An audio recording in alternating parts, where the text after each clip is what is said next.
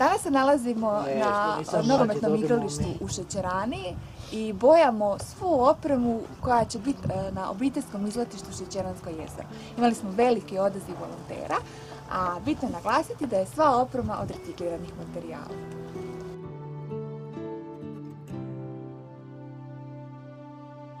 Evo, danas u Šećerani na nogometnom igralištu, kao što je predviđeno projektom, smo uključili lokalnu zajednicu, odnosno građane, volontere koji su se odazvali na naš poziv i koji sudjeluju u ovim završnim radovima bojanja elemenata koji će se postaviti na obiteljsko izletište Šećeransko jezero, odnosno na dječje igralište i igralište za životinje.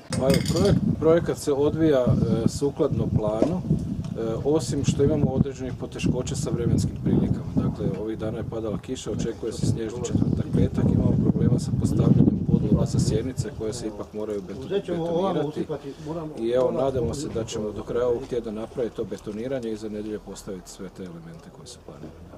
Gdje ste saznali za akciju bojanja i kako to da ste nam došli? Pa, od čerke kolegica mi je javila, jer zna da sam nezaposlena, da sam kod kuće, da imam vremena slobodnog na pretek, pa evo, drago mi je da mogu biti korisna. Jeste li znali da se ovakva oprema može napraviti od paleta? Pa nisam ni razmišljala. To sam pročitala tamo i iznenadila sam stvarno. Jel dolazite u napad da nešto napravite i sami sebi ili neko? Da, to sam već pričala. Ja pravila sebi ogradu u dvorištu i baš sam rekla upravo tako. Najjeftinije. Odlično. Tvrtke koje djeluju u našoj poslovnoj zoni donirale su ove palete koje oni praktično ne koriste, ali evo, sami vidimo da se itekako mogu iskoristiti i za koševe, i za klupe, i za nadstrešnice, za oglasne panoe.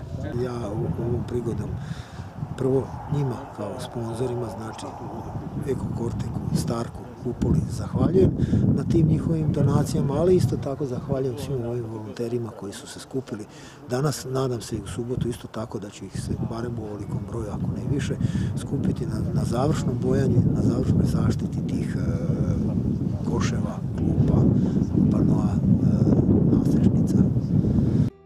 Iako su vremenski uvjeti na prvom bojanju bili poprilično loši, vjetar i hladnoća nisu pokolebali volontere. Vera, vi ste danas jedna od volonterka za bojanje opreme za Šećeransko jezero. Što vi mislite o toj ideji da Barnjan dobije obiteljsko izletište? Pa mislim da je ideja super.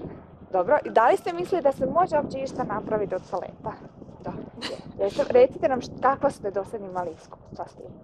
Pa, moj suprug radi u vrtiću, pa je on za vrtić radio tako isto klupice od paleta i inače koristi materijal koji ne baca materijal i tako da... Dolazite li u napad da i nešto vama napravi? Da, naravno. Jako lijepo što se radi, što su pokrenuli taj projekat, dosta žalostno, što mladih nema više i općenito što nema stanovnika, Šećerane više. Sve je to jedno gdje su nekad i njihova i naša djeca naučila plivati i tako dalje. Dobro.